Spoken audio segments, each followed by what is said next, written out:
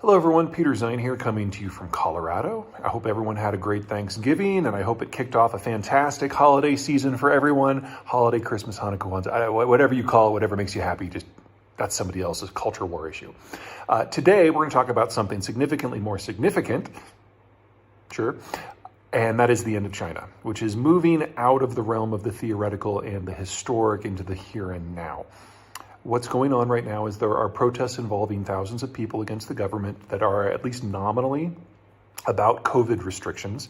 Now, ostensibly, there have been two triggers for these sort of mass, semi-coordinated protests. The first was a fire that occurred in the western city of Urumqi that killed people who were under COVID quarantine. According to Chinese laws, when it comes to quarantine, people can't move, and it doesn't matter if your building's on fire. And it also meant that the fire service couldn't get into the building to do battle with the fire. Anyway, it's policy in China to weld people into their homes, into their buildings when they're under quarantine, so toss in a fire and shrug. Second, the World Cup. China is an information state, and part of that means that the state lies to you about anything it finds inconvenient, like the fact that most of the world has found a way to move on from COVID. Well, the World Cup's live broadcast showed tens of thousands of cheering and booing fans without masks. And, well, folks got cheesed off. So we now have protests in every major city. The overall number is at least in the high tens of thousands of people participating. And it's difficult to know more detail than that because it's an information state. China is a bit of a black box for policy because China is a one-man state, but that one-man state is becoming overwhelmed with non-compliance.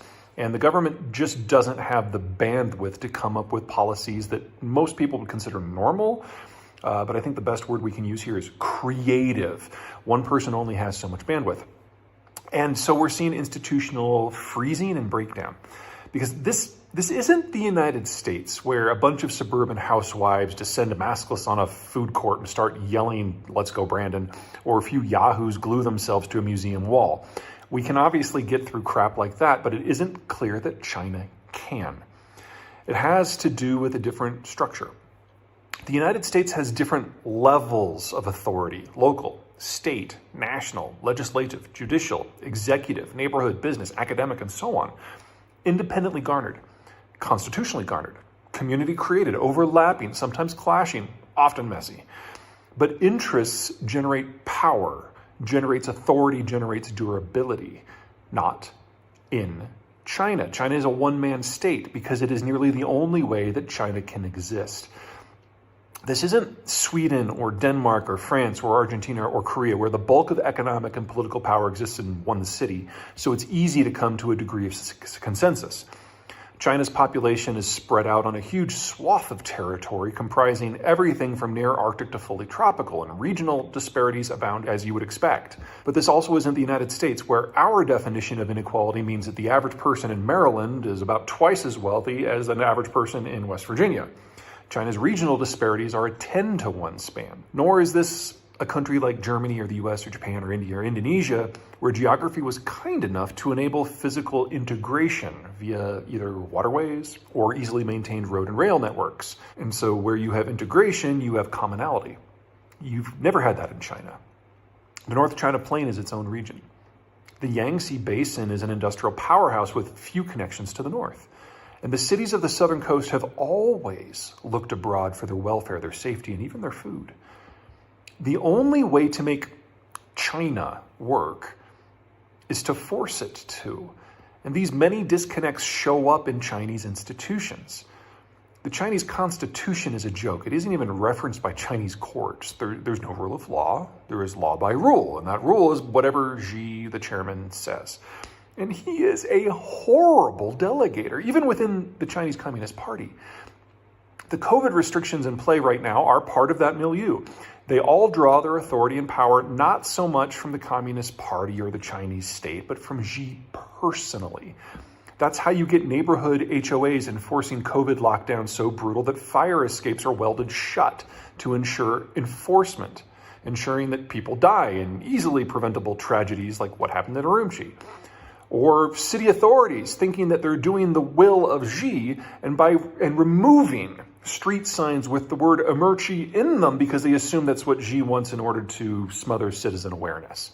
If we see meaningful resistance to any Chinese policy, China goes one of two directions. Option one, you get a rolling series of government breakdowns as Xi's authority is challenged, and there's no one to step in to replace it because he has purged the system so completely. COVID is only one Chinese policy that feels a bit out of place. What about the social monitoring system that has created an information state tighter than Cold War East Germany? What about lending controls that have contributed to real estate distortions 2 orders of magnitude larger than America's subprime? What about laws against the VPNs that allow you to share your kids' photos without them being entered into a national database?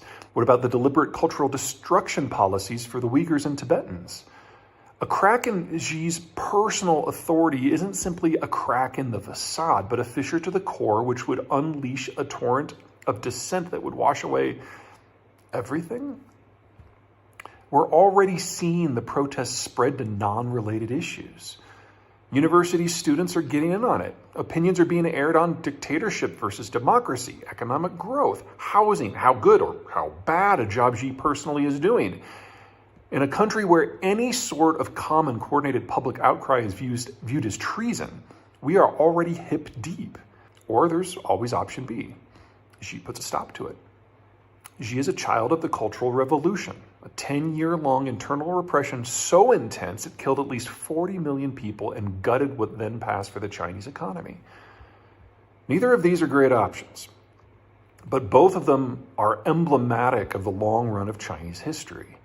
Either China becomes too tightly wound and controlled and it descends into an orgy of self-destruction, or central authority breaks and China spins apart in an orgy of self-destruction. And just in case you haven't been paying attention, neither of these outcomes are particularly good for business. We're now at a point where it's not so much that if you wanted to divest away from China, it's too late to do so in a way that enables you to salvage your facility. We probably passed that point over the summer. Now the issue is that if you lack an evacuation plan for your key employees, you might not be able to get them out at all. And just so no one overlooks the other issue, China's domestically generated COVID vaccines don't work against Omicron. And previous lockdowns within China have kept COVID out of the general population, so very few Chinese have any natural resistance. And now China has already experienced several days of mass super spreader events. China has higher rates of diabetes than the United States. And China's healthcare system is absolutely atrocious. It is difficult to put into words which part of what is about to happen is worse for the People's Republic. So everyone have a great holiday season, and I'll see you soon. Bye.